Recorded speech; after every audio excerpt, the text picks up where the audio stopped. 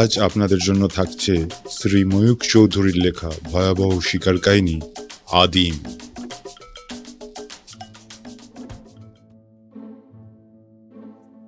বনরক্ষক মসিয়ে Rene তীক্ষ্ণ দৃষ্টিতে নিগ্রো তরুণটিকে দেখতে লাগলেন। বয়স 19-20, গায়ের রং কয়লার মতো কালো, যেমন লম্বা তেমনি চওড়া, দুই পেশিবদ্ধ বলিষ্ঠ বাহুতে প্রচণ্ড শক্তির আভাস। নিরস্বরে রেনে বললেন, তোমার নাম কি? তরুণ উত্তর দিল, নাতাঙ্গা। মনে হচ্ছে তুমি এই দায়ের মানুষ নও। বাওয়ানার ধারণা নির্ভুল। আমি উত্তর কঙ্গ থেকে আসছি, জায়গাটা ভালো লাগছে, তাই এখানেই থাকছি। মসিয়ে রেনে আর একবার তরুণটির সর্বাঙ্গ ভালোভাবে পর্যবেক্ষণ করলেন। পেশিবহুল ঊর্ধ্বাঙ্গ সম্পূর্ণ নগ্ন, কটিদেশে লজ্জা নিবারণ করছে চিত্র বিচিত্র একটি রঙিন কাপড়, দুই বাহুর উপর জড়ানো রয়েছে লোহার অলঙ্কার। রেনে জানতেন আফ্রিকার সমাজে একমাত্র যোদ্ধারাই লৌহ অলঙ্কার ধারণের অধিকারী। সাধারণ মানুষ কখনো পূর্বোক্ত অলঙ্কার ব্যবহার করে না। রেনে বুঝলেন নাতাঙ্গা একজন যোদ্ধা। হ্যাঁ, যোদ্ধার মতো চেহারা বটে, তবে নাতাঙ্গার হাতে বা কোমরে কোনো অস্ত্র ছিল না। রেনে প্রশ্ন করলেন, নাতাঙ্গা, তুমি আসকারীদের মেরেছ কেন? উদ্ধত স্বরে উত্তর এলো, আসকারীগুলো হচ্ছে বুনো কুকুর। সিংহের সামনে এসে কুকুরের দল ঘেউ ঘেউ করলে সিংহ তাদের থাবা মারবেই। ভ্রুকুঞ্চিত করে রেনে বললেন, তার মানে? আসকারীরা গায়ের মধ্যে ঢুকে লুটপাট করে, ওরা আমার জিনিসেও হাত দিয়েছিল, তাই আমি ওদের মেরেছি। আমি সিংহের সঙ্গে দ্বন্দ্বযুদ্ধে জয়ী হয়েছি। পশুরাজ সিংহকেও আমি ভয় পাই না। আমি সিংহজয়ী পুরুষ। আপনার আশকারী কুকুরদের সাবধান করে দেবেন, তারা যেন আমাকে বিরক্ত না করে। রেনে কঠোর স্বরে বললেন, আসকারীরা সরকারের লোক। ভবিষ্যতে যদি কোনোদিনও শুনি তুমি সরকারের পোশাকধারী আসকারীদের গায়ে হাত তুলেছ, তাহলে তোমাকে সোজা জেলখানায় পাঠিয়ে দেওয়ার ব্যবস্থা করব। আমার কথাটা মনে থাকবে, নাতাঙ্গা? অভিবাদন জানিয়ে নাতাঙ্গা বলল, হ্যাঁ বাওয়ানা, মনে থাকবে। গর্বিত পদক্ষেপে সে স্থান ত্যাগ করে অদৃশ্য হল। আফ্রিকার অ্যালবার্ট ন্যাশনাল পার্ক নামক বনভূমির বনরক্ষক মসিয়ে রেনে দা মসো এবং নিগ্রো তরুণ নাতাঙ্গার সাক্ষাৎকার কেন ঘটল? আশকারীদের নিয়ে বাকবিতণ্ডার কারণটাই বা কি? সেসব কথা জানতে হলে পূর্ব কথা নিয়ে একটু আলোচনা করা দরকার। আফ্রিকা যে সময় বিভিন্ন শ্বেতাঙ্গ জাতির অধীন ছিল, সেই সময় অ্যালবার্ট ন্যাশনাল পার্ক নামক অঞ্চলে একটি অভয়ারণ্য প্রতিষ্ঠিত হয়। যথেচ্ছভাবে পশু হত্যা নিবারণের জন্যই ওই উদ্যোগ। স্থানীয় নিগ্রোরা মাংস খাওয়ার লোভে জেব্রা, অ্যান্টিলোপ প্রভৃতি পশু শিকার করত। তাছাড়া হাতির দাঁতের লোভে শ্বেতাঙ্গ ও ভারতীয় ব্যবসায়ীরা স্থানীয় মানুষকে নানাভাবে প্ররোচিত করত। কিছু কিছু অসৎ প্রকৃতির ভারতীয় ব্যবসায়ী স্থানীয় অধিবাসীদের অবৈধ শিকারে প্রলুব্ধ করত। হাতির দাঁত আর গন্ডারের খড়গ চড়া দামে চোরা বাজারে বিক্রি হয়, তাই চোরা শিকারীদের হাতে পূর্বোক্ত দুই জাতের জানোয়ারের মৃত্যু ঘটত অধিকাংশ সময়। বনরক্ষক মসিয়ে রেনে দা মসো স্থানীয় নিগ্রোদের বুঝিয়েছিলেন সংরক্ষিত অঞ্চলের সীমানার মধ্যে শিকার করা বেআইনি ব্যাপার। অবৈধভাবে শিকার করে ধরা পড়লে দণ্ড গ্রহণ করতে হবে। অবশ্য হাতি বা গন্ডার নিতান্ত নিরীহ জীব নয়। আইনের রক্ষাকবচ ছাড়াও আত্মরক্ষার অস্ত্র প্রকৃতিদেবী তাদের সরবরাহ করেছেন। অতএব হস্তির পদাঘাতে বা গন্ডারের খড়গাঘাতে চোরা শিকারীদের মৃত্যুবরণের ঘটনাও নিতান্ত বিরল ছিল না। ওইসব দুর্ঘটনা যাতে না ঘটে, সেই জন্য সর্বদাই তটস্থ থাকতেন মসিয়ে রেনে। সম্প্রতি আবার দেখা দিয়েছিল নতুন এক উপদ্রব। 1 সপ্তাহের মধ্যে 2টি সিংহের মৃতদেহ আবিষ্কৃত হল। স্বাভাবিক মৃত্যু নয়। অস্ত্রাঘাতে বিদীর্ণ মৃতদেহ দুটি দেখে সহজেই অনুমান করা যায় স্থানীয় মানুষদের মধ্যে কোনো ব্যক্তি ওই সিংহ দুটির হন্তারক। কিন্তু কে এই হত্যাকারী? কেন সে সিংহ শিকার করল? সিংহ চর্মের কিছু দাম আছে বটে, কিন্তু হত্যাকারী চামড়ার লোভের সিংহ মারেনি। কারণ মৃত সিংহ দুটির দেহের চামড়া তাদের দেহেই রয়েছে, শুধু তাদের গোঁপগুলি কেটে নেওয়া হয়েছে এবং দেহ দুটিকে বুক থেকে পেট পর্যন্ত লম্বালম্বিভাবে ছিঁড়ে ফেলা হয়েছে। এই অনর্থক হত্যালীলার সঠিক কারণ অনুমান করতে পারেননি বনরক্ষক মসিয়ে রেনে। তার মনে হয়েছিল কোনো ওঝা হয়তো ভুতুড়ে অনুষ্ঠানের জন্য সিংহ দুটিকে হত্যা করেছে।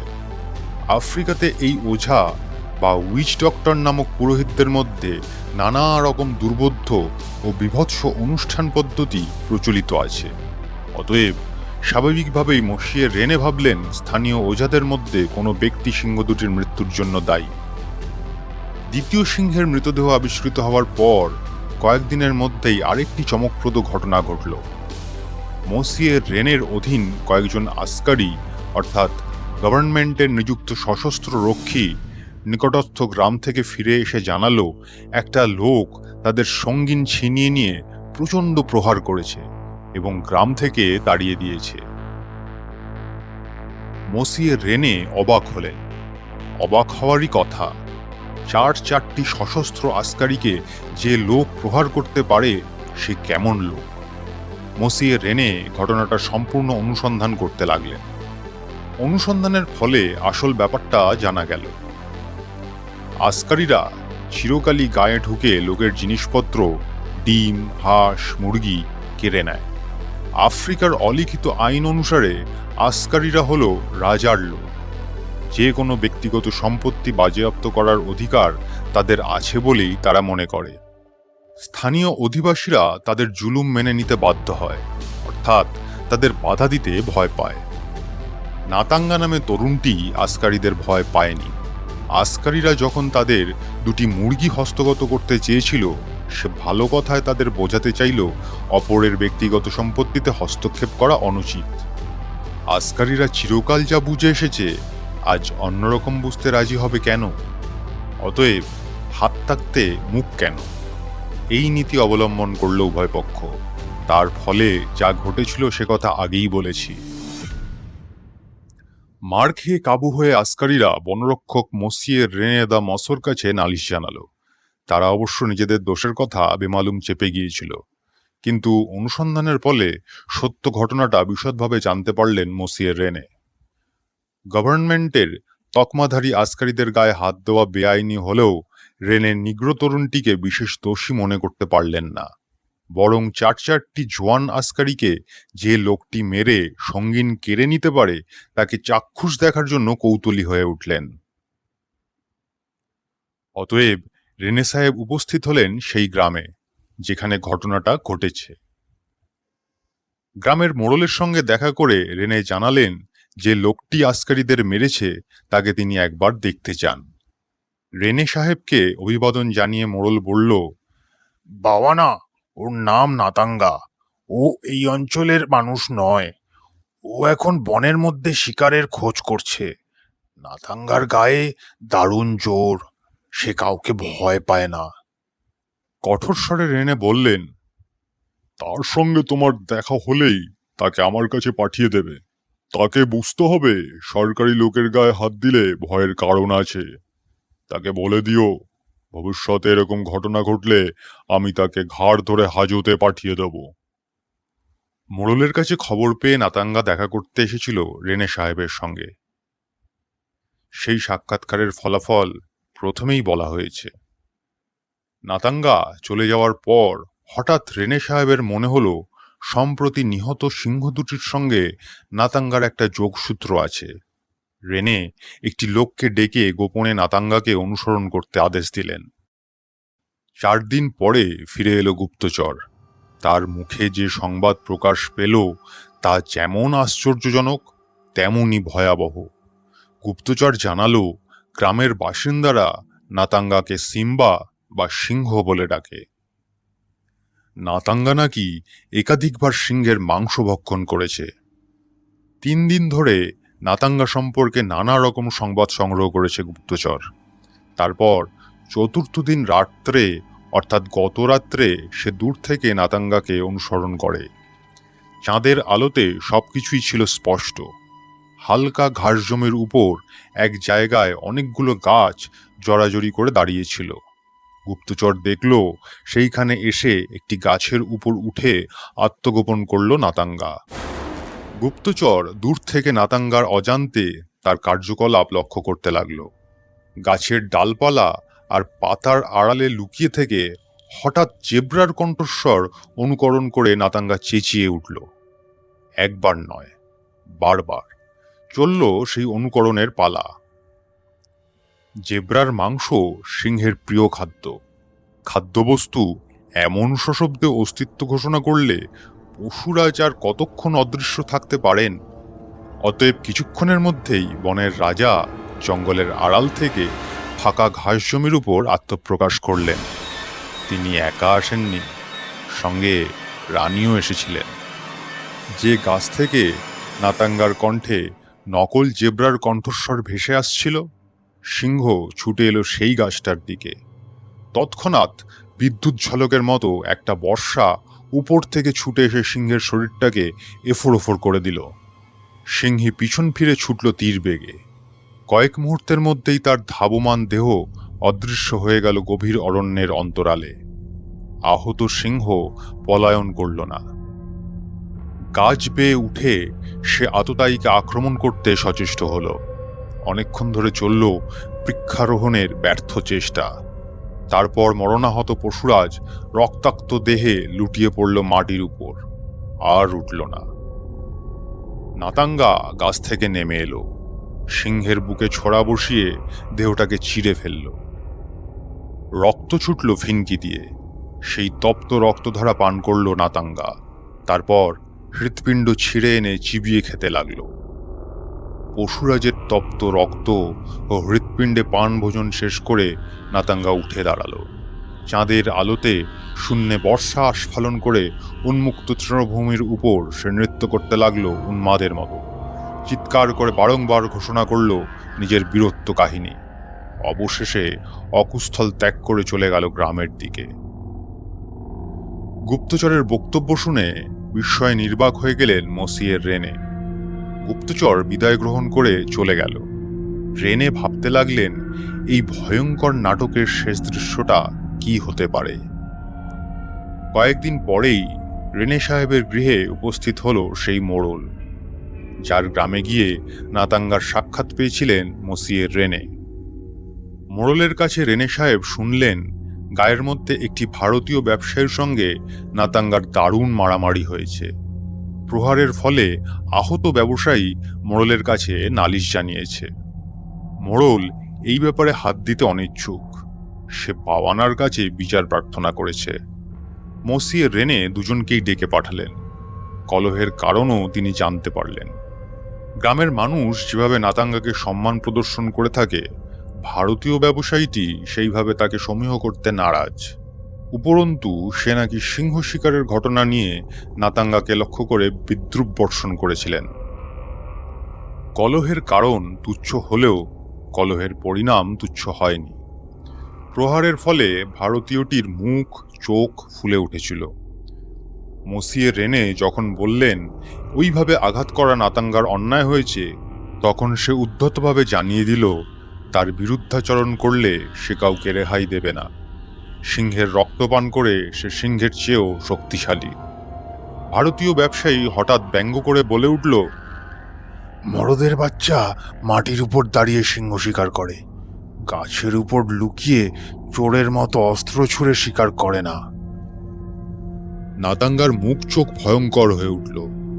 মনে হলো সে বুঝি এখনই ভারতীয় ব্যবসায়ীটির উপর ঝাঁপিয়ে পড়বে। না, নাতাঙ্গা সেরম কিছু করল না। তীব্র দৃষ্টিতে প্রতিপক্ষের দিকে তাকিয়ে সে বলল, নাতাঙ্গা মাটিতে দাঁড়িয়েও সিংহ মারতে পারে। আচ্ছা, এখন আমি কিছু বলবো না, তবে। বাক্য অর্ধসমাপ্ত রেখে প্রতিপক্ষের দিকে জ্বলন্ত দৃষ্টিতে তাকালো নাতাঙ্গা। তারপর দ্রুত বেগে স্থান ত্যাগ করে অদৃশ্য হল। নাতাঙ্গার উদ্দেশ্য বুঝতে পারলেন রেনে। প্রতিপক্ষের বিদ্রূপ নাতাঙ্গার মর্মস্থানে আঘাত করেছে। আজ রাতেই সে মাটির উপর দাঁড়িয়ে সিংহের সঙ্গে দ্বন্দ্বযুদ্ধে অবতীর্ণ হবে। সিংহ শিকারের পর ফিরে এসেই ভারতীয়টিকে ধরে সে যে প্রচণ্ড প্রহারে জর্জরিত করবে সে কথাও বুঝতে পারলেন মসিয়ে রেনে। কিন্তু তিনি কি করতে পারেন? বর্ষা হাতে সিংহের সঙ্গে দ্বন্দ্বযুদ্ধে নামলে নাতাঙ্গার মৃত্যু যে অনিবার্য সে বিষয়ে মসিয়ে রেনের সন্দেহ ছিল না কিছুমাত্র। তিনি একজন গুপ্তচরকে ডেকে নাতাঙ্গার উপর নজর রাখতে আদেশ দিলেন। সেদিন রাতেই গুপ্তচর এসে জানালো নাতাঙ্গা বর্ষা হাতে জঙ্গলের দিকে রওনা হয়েছে। রেনে সাহেব তৎক্ষণাৎ বিছানার আরাম ছেড়ে উঠে পড়লেন এবং দূরবীন আর রাইফেল নিয়ে বেরিয়ে পড়লেন। সঙ্গে রইল কয়েকজন আসকারি। নাতাঙ্গার উপর তার ভীষণ রাগ হচ্ছিল বটে, কিন্তু জেনে শুনে একটা মানুষকে সিংহের কবলে মরতে দেওয়া যায় না। গুপ্তচরের নির্দেশ অনুসারে কিছু দূর গিয়ে নাতাঙ্গাকে দেখতে পেলেন মসিয়ে রেনে। দূরবীন চোখে লাগিয়ে তিনি ভালোভাবে তাকে পর্যবেক্ষণ করতে লাগলেন। জ্যোৎস্নার আলো জ্বলছে বিস্তীর্ণ তৃণভূমির বুকে। স্পষ্টই দেখা যাচ্ছে নাতাঙ্গার চলন্ত দীর্ঘ দেহ। ঘাস জমির উপর দিয়ে একটা ঝোপের পাশে পদচালনা করতে করতে সে চিৎকার করছে তীব্র কণ্ঠে। খুব সম্ভব তার জাতীয় ভাষায় পশুরাজকে দ্বন্দ্বযুদ্ধে আহ্বান জানাচ্ছে। মসিয়ে রেনে নাতাঙ্গার নাম ধরে চিৎকার করার উপক্রম করলেন, কিন্তু তার আগেই দ্বন্দ্বযুদ্ধের আহ্বানে সাড়া দিল পশুরাজ।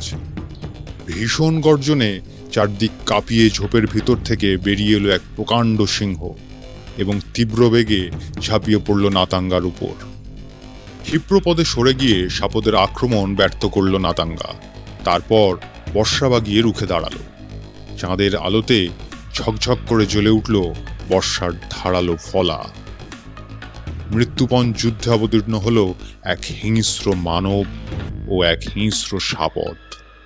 গুলি চালানোর উপায় নেই। দুই প্রতিদ্বন্দ্বী দ্রুত বেগে ঘুরছে।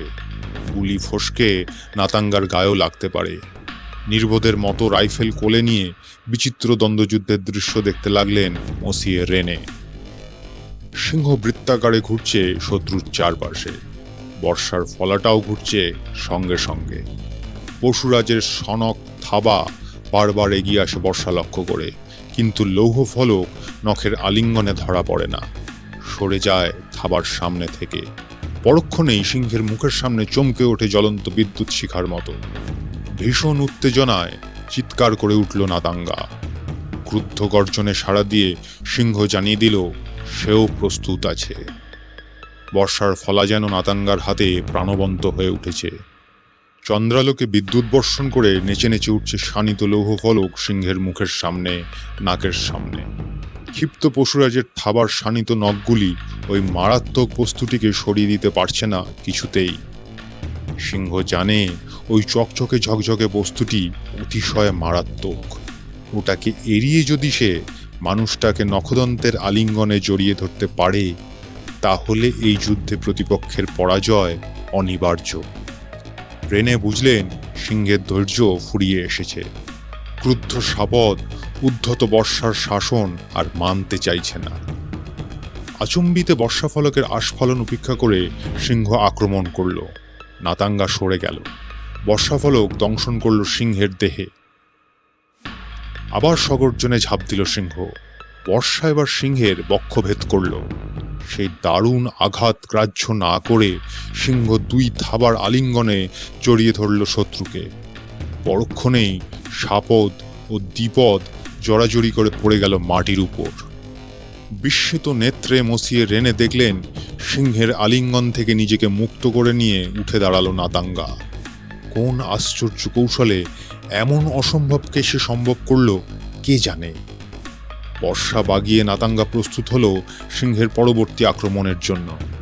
ভূমিসজ্জা ত্যাগ করে সিংহ উঠে দাঁড়িয়েছে এবং শত্রুর উপর ঝাঁপিয়ে পড়ার উদ্যোগ করছে। সিংহ আক্রমণ করল। বারবার বর্ষার খোঁচা মেরেও তাকে রুখতে পারল না নাতাঙ্গা। দুই প্রতিদ্বন্দ্বীর দেহ হিংস্র আলিঙ্গনে বদ্ধ হয়ে লুটিয়ে পড়ল ভূমিপৃষ্ঠে। রাইফেল তুলে ছুটলেন মসিয়ে রেনে। তিনি অকুস্থলে উপস্থিত হওয়ার আগেই ধরাসজ্জা ত্যাগ করে উঠে দাঁড়ালো নাতাঙ্গা। সিংহ তখন কাত হয়ে শুয়ে 4 পা ছুটছে। বর্ষাফলক তার স্কন্ধদেশ ভেদ করে বসে গেছে, আর সেই বর্ষাদণ্ডকে 2 হাতে সবলে চেপে ধরে পশুরাজকে শুইয়ে রাখার চেষ্টা করছে নাতাঙ্গা। রেনে বুঝলেন সিংহকে বেশিক্ষণ চেপে রাখা যাবে না। মরণাহত সিংহ এবার উঠতে পারলে আর নাতাঙ্গার রক্ষা নেই। রেনে সিংহের মাথায় রাইফেলের নল লাগিয়ে গুলি চালালেন। পশুরাজের মৃত্যু হলো তৎক্ষণাৎ। নাতাঙ্গা এবার মসিয়ে রেনের দিকে তাকালো। তার 2 চোখে ভেসে উঠল উন্মত্ত হত্যাকারীর অস্বাভাবিক দৃষ্টি। রেনের মনে হলো এই বুঝি সে বর্ষাটা তার বুকেই বসিয়ে দেয়। না, সেরকম কিছু হলো না। ধীরে ধীরে স্বাভাবিক হয়ে এলো নাতাঙ্গার চোখের দৃষ্টি। 2 বাহু বুকের উপর রেখে সে গর্বিত ভঙ্গিতে দাঁড়িয়ে রেনের দিকে দৃষ্টি নিক্ষেপ করল। মসিয়ে রেনে তখন নাতাঙ্গার দেহটাকে পর্যবেক্ষণ করছেন। ভয়াবহ দৃশ্য। সিংহের নখরাঘাতে তার সর্বাঙ্গ ক্ষতবিক্ষত। শরীরের কালো চামড়া ভেদ করে দেখা দিয়েছে রক্তের লাল আলপনা। রূঢ়স্বরে রেনে বললেন, এখনই তুমি হাসপাতালে চলে যাও, কাল আমার সঙ্গে দেখা করবে। দেখা হয়নি। হাসপাতালে গিয়ে প্রাথমিক শুশ্রূষা গ্রহণ করে সেই রাত্রেই গ্রাম ছেড়ে পালিয়ে গিয়েছিল নাতাঙ্গা। তার সঙ্গে দেখা না হওয়ায় মনে মনে খুশি হয়েছিলেন মসিয়ে রেনে। নিরাপত্তা অঞ্চলের মধ্যে সিংহ শিকার করা বেআইনি, সুতরাং নাতাঙ্গার সঙ্গে সাক্ষাৎ ঘটলে আইনের প্রতিনিধি হিসেবে তাকে গ্রেপ্তার করতে তিনি বাধ্য ছিলেন। কিন্তু আইনের কথাই সব নয়। এমন সিংহজয়ী পুরুষকে জেল খাটাতে আদৌ ইচ্ছুক ছিলেন না বনরক্ষক রেনে দা মসো। আমাদের গল্প যদি আপনাদের ভালো লাগে তাহলে অবশ্যই লাইক, শেয়ার ও কমেন্ট করবেন, এবং আমাদের উৎসাহিত করতে সাবস্ক্রাইব করতে ভুলবেন না। ধন্যবাদ।